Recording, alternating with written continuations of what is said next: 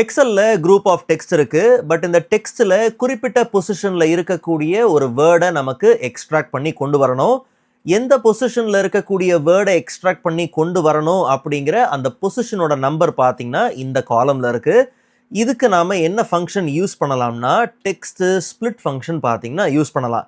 இந்த ஃபங்க்ஷன்ல முதல் ஆர்குமெண்ட் டெக்ஸ்ட் ஆர்குமெண்ட்ல டெக்ஸ்ட் இருக்கக்கூடிய செல்லை ஆஸ் அ ரெஃபரன்ஸாக கொடுத்துட்டு காலம் டீலிமிட்டரில் ஸ்பேஸை ஆஸ் அ டீலிமிட்டராக டபுள் கோட்குள்ளே கொடுத்துடலாம். ஏன்னா ஒவ்வொரு வேர்டுக்கு நடுவில் ஸ்பேஸ் தான் பார்த்தீங்கன்னா செப்பரேட்டராக பார்த்தீங்கன்னா இருக்குது.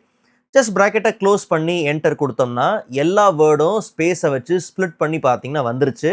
ஆனால் நமக்கு இந்த பொசிஷனை பேஸ் பண்ணி பார்த்தீங்கன்னா எக்ஸ்ட்ராக்ட் பண்ணி எடுக்கணும். ஸோ இதுக்கு டெக்ஸ்ட் ஸ்ப்ளிட் ஃபங்க்ஷனுக்கு முன்னாடி நாம் இண்டெக்ஸ் ஃபங்க்ஷனை உள்ளே கொண்டு வரலாம். இண்டெக்ஸ் ஃபங்க்ஷனோட முதல் ஆர்குமெண்ட் அரே ஆர்குமெண்ட்ல தான் டெக்ஸ்ட் ஸ்ப்ளிட் ஃபங்க்ஷன் பிளேஸ் ஆயிருக்கு.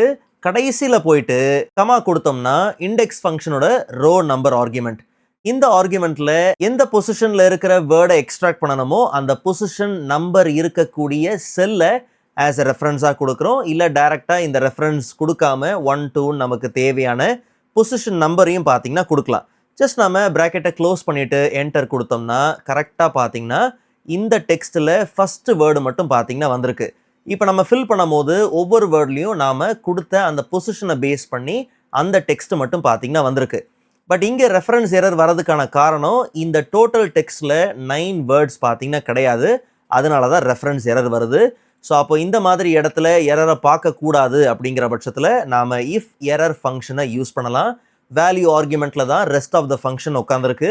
கடைசியில் போயிட்டு கமா கொடுத்து வேல்யூ இஃப் எரர் ஃபங்க்ஷனில் வேல்யூ இஃப் எரர் ஆர்குமெண்ட்டில் டபுள் கோட்குள்ளே நம்ம என்ன வேணுமோ கொடுக்கலாம். நாம் பிளாங்காக விட்டுட்டு ப்ராக்கெட்டை க்ளோஸ் பண்ணி என்டர் கொடுத்தோம்னா நமக்கு தேவையான பொசிஷனை பேஸ் பண்ணி டெக்ஸ்ட்டில் இருக்கக்கூடிய குறிப்பிட்ட வேர்டை மட்டும் அந்த பொசிஷனை வச்சு அந்த வேர்டை நாம் ஈஸியாக எக்ஸ்ட்ராக்ட் பண்ணி எடுத்துட முடியும்.